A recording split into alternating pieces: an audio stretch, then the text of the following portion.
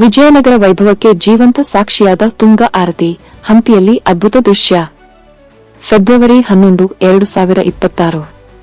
ಹಂಪಿ ಉತ್ಸವದ ಸಂಭ್ರಮದ ನಡುವೆ ಹಂಪಿಯ ಶ್ರೀ ವಿರೂಪಾಕ್ಷೇಶ್ವರ ದೇವಾಲಯದ ಪಕ್ಕದಲ್ಲಿರುವ ಪವಿತ್ರ ತುಂಗಭದ್ರಾ ನದಿಯಲ್ಲಿ ಆಯೋಜಿಸಲಾದ ತುಂಗಾ ಆರತಿ ಕಾರ್ಯಕ್ರಮವು ಭಕ್ತಿಭಾವ ಮತ್ತು ವೈಭವದ ಅದ್ಭುತ ಸಂಗಮವಾಗಿ ಮೂಡಿಬಂದಿತು.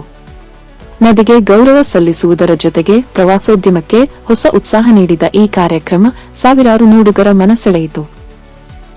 ಹಂಪಿಯ ಶ್ರೀ ವಿರೂಪಾಕ್ಷೇಶ್ವರ ದೇವಸ್ಥಾನದ ಸಮೀಪದ ತುಂಗಭದ್ರಾ ನದಿಯ ಸ್ನಾನಘಟ್ಟದಲ್ಲಿ ಬುಧವಾರ ಸಂಜೆ ಜಿಲ್ಲಾಡಳಿತದ ವತಿಯಿಂದ ಹಮ್ಮಿಕೊಳ್ಳಲಾದ ತುಂಗಾ ಆರತಿ ವಿಜಯನಗರ ಸಾಮ್ರಾಜ್ಯದ ವೈಭವವನ್ನು ಕಣ್ಮುಂದೆ ಜೀವಂತಗೊಳಿಸಿದಂತೆ ಕಾಣಿಸಿತು. ಈ ಭವ್ಯ ವೈಭವಕ್ಕೆ ಮತ್ತಷ್ಟು ಮೆರುಗು ನೀಡುವಂತೆ ವಿವಿಧ ವಾದ್ಯಗಳ ಘೋಷದೊಂದಿಗೆ ಭವ್ಯ ಮೆರವಣಿಗೆ ನಡೆಯಿತು. ಅದರಲ್ಲೂ ಆನೆಯ ಕುಣಿತವು ವಿಶೇಷ ಆಕರ್ಷಣೆಯಾಗಿ ಎಲ್ಲರ ಗಮನ ಸೆಳೆಯಿತು. ಮಂತ್ರಘೋಷಗಳ ನಡುವೆಯೇ ಅರ್ಚಕರು ಸಾಲಾಗಿ ನಿಂತು ದೊಡ್ಡ ಕಂಚಿನ ದೀಪಗಳಿಂದ ಜಿಲ್ಲಾ ಉಸ್ತುವಾರಿ ಸಚಿವರು, ಜಿಲ್ಲಾಧಿಕಾರಿ, ಮಾಜಿ ಶಾಸಕರು ಹಾಗೂ ಅಧಿಕಾರಿಗಳು ನದಿಗೆ ಆರತಿ ಬೆಳಗಿದರು. ನೀರಿನ ಮೇಲ್ಭಾಗದಲ್ಲಿ ಪ್ರತಿಫಲಿಸಿದ ಸಾವಿರಾರು ದೀಪಗಳ ಬೆಳಕು ಶಂಖನಾದಗಳೊಂದಿಗೆ ಬೆರೆತು ಭಕ್ತರು ಹಾಗೂ ಪ್ರವಾಸಿಗರಲ್ಲಿ ಆನಂದ ಮತ್ತು ಆಧ್ಯಾತ್ಮಿಕ ಭಾವನೆ ಮೂಡಿಸಿತು. ಹಂಪಿ ಉತ್ಸವದ ಪ್ರಮುಖ ಆಕರ್ಷಣೆಯಾದ ಈ ತುಂಗಾ ಆರತಿ ಕಾರ್ಯಕ್ರಮವನ್ನು ಕಣ್ತುಂಬಿಕೊಳ್ಳಲು ದೇಶ ವಿದೇಶಗಳಿಂದ ಬಂದ ಸಾವಿರಾರು ಪ್ರವಾಸಿಗರು ಹೆಚ್ಚಿನ ಸಂಖ್ಯೆಯಲ್ಲಿ ಸೇರಿದ್ದರು.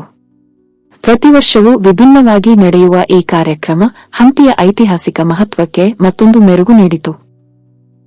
ತುಂಗಾ ಆರತಿಯಲ್ಲಿ ಭಾಗವಹಿಸಿ ಮಾತನಾಡಿದ ಜಿಲ್ಲಾ ಉಸ್ತುವಾರಿ ಸಚಿವರಾದ ಜಮೀರ್ ಅಹ್ಮದ್ ಖಾನ್ ಅವರು, ಸತತವಾಗಿ 3ನೇ ಬಾರಿ ಹಂಪಿ ಉತ್ಸವವನ್ನು ಯಶಸ್ವಿಯಾಗಿ ಆಚರಿಸಲಾಗುತ್ತಿದೆ.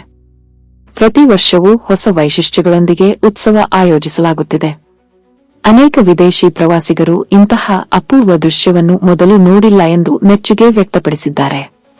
ಹಂಪಿ ಅತ್ಯಂತ ಸುಂದರ ಸ್ಥಳ, ಎಲ್ಲರೂ ಬಂದು ಇದರ ವೈಭವವನ್ನು ಕಣ್ತುಂಬಿಕೊಳ್ಳಬೇಕು ಎಂದು ಹೇಳಿದರು.